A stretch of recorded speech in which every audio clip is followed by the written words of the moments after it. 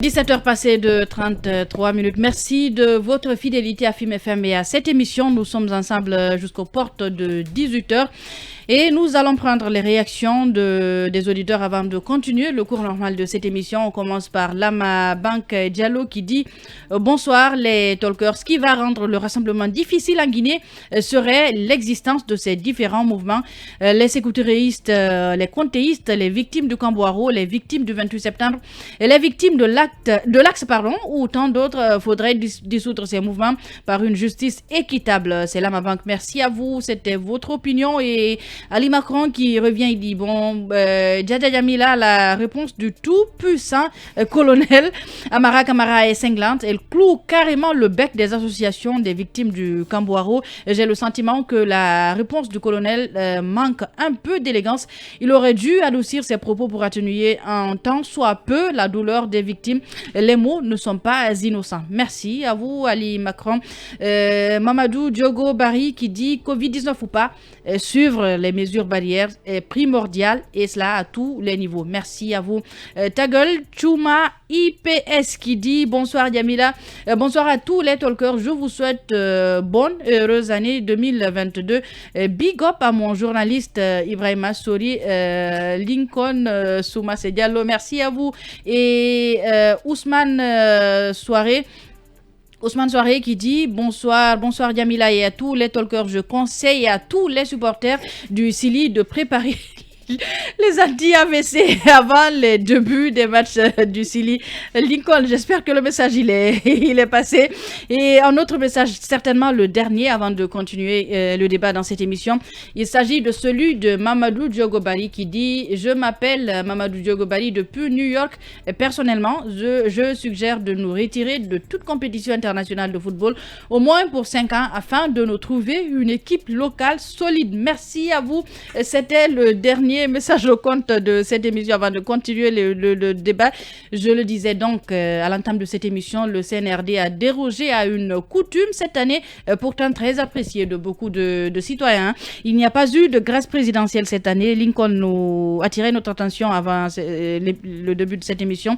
Pendant ce temps, les prisonniers politiques croupissent en prison. Lincoln, beaucoup s'attendaient à une grâce à l'endroit de ces prisonniers, mais également de certains militaires qui sont encore en prison, et cela depuis plusieurs mois. Vous tenez le dossier pour nous. Oui, Yami, il faut rappeler que les prisonniers politiques, c'est pas fini à travers le pays. C'est vrai qu'une frange importante a été libérée au lendemain de la prise de pouvoir par l'armée, mais c'est pas encore fini. Il y en a encore dont les dossiers n'ont pas été traités et qui continuent à croupir en prison. Finalement, c'était des centaines. Surtout à l'intérieur du pays, c'est des cas qui existent. Oui. Aujourd'hui, ces avocats devraient se mettre en rapport avec les nouvelles autorités pour pouvoir libérer en tout cas ces personnes à qui on ne reproche plus rien. C'est des dossiers qui sont purement vides. On m'a signalé le cas d'un vieux à Kissidougou qui est là depuis désormais une éternité. Ça, il faut le signaler. Alors, en dépit de cela, il y a beaucoup de militaires également en prison. Oui. C'est notamment ces militaires qui sont du côté de Soronkoni. Rappelez-vous... Certainement à la maison centrale du commandant AOB. Oui, bien sûr. Ça, je reviens. Je vais commencer à l'intérieur. À Soronkoni, rappelez-vous, à la veille de ces mouvements de troisième mandat, il y a eu des mutineries, par exemple, à Kindia, où même le patron du camp Samoroya a été tué. Et oui, un certain Touré ici. Non, pas Touré, mais c'est un colonel qui a été tué. Mais des militaires sont entrés en front, je ne sais pas contre qui, mais il y a eu beaucoup de militaires tués. Et d'autres ont été arrêtés. Rappelez-vous ces images sur les réseaux sociaux des corps des militaires qu'on manipulait. Alors ceux-là qui n'ont pas été tués se sont retrouvés d'abord à la prison civile de Kindia, puis transférés à Soronkoni. Quelle est aujourd'hui leur situation? On n'en parle pas. Doivent-ils être jugés par la cour martiale? Pourquoi continuent-ils à être en prison? Qu'est-ce qu'on leur reproche? Rien n'est dit pendant ce temps. D'autres sont libérés. Rappelez-vous du cas du commandant AOB. Depuis pratiquement 2011, il est en prison. Condamné, mais dont le jugement a été cassé par la Cour suprême. Et si ce monsieur devrait être encore jugé à nouveau, la procédure devrait être reprise. Elle devrait commencer par le tribunal de Conakry 2. Et entre-temps, il est nécessaire de le libérer. Mais on doit le libérer. Il est malade. Il se soigne à ses propres frais. Depuis combien de temps? La décision est cassée. Ce qui n'est pas normal, parce qu'on le sait, un prisonnier, il est à la charge de l'État. Mais c'est pas le cas. C'est pas le cas. Que ce soit les Foniki Mengi à l'époque, les Roger Bamba, paix à son âme, les AOB, c'est des messieurs.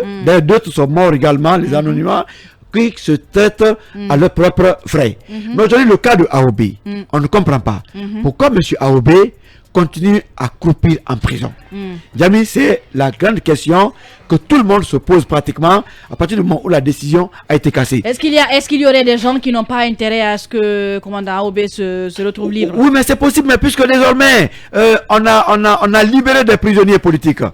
Il faut prendre AOB comme un simple prisonnier politique, puisque aucune charge ne pèse désormais contre lui. Pourquoi il est de ce côté? Jamais pour terminer, il y a d'autres prisonniers qui sont de ce côté par le fait des anciens responsables du pays. C'est le cas notamment du procureur Sidou Suleiman et de commandant, le colonel, comment il s'appelle, l'ancien patron de la DPJ.